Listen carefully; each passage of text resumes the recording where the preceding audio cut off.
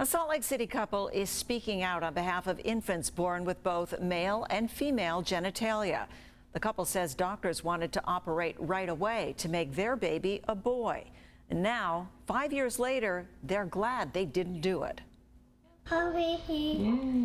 Girls have two X chromosomes. Boys have one X and one Y.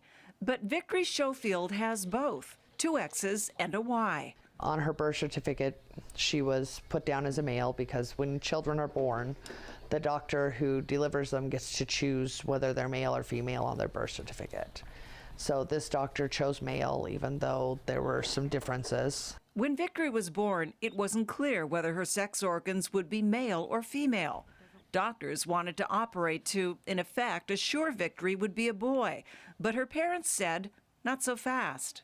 To me, it's cruel to do a surgery on a baby.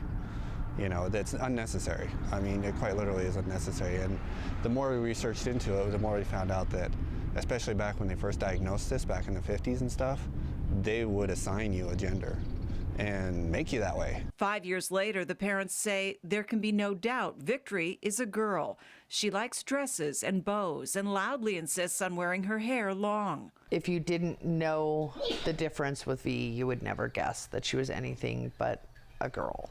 So we let her be that. Doctors have long performed surgery and given hormones to intersex babies, but there's growing pushback.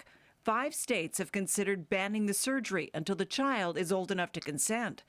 Amie's parents say they're glad they waited. Their only concern now is getting her birth certificate changed from boy to girl.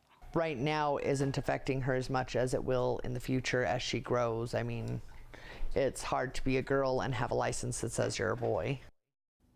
A proposed law to ban medically unnecessary surgery on intersex children is set to be reintroduced next year in the California legislature.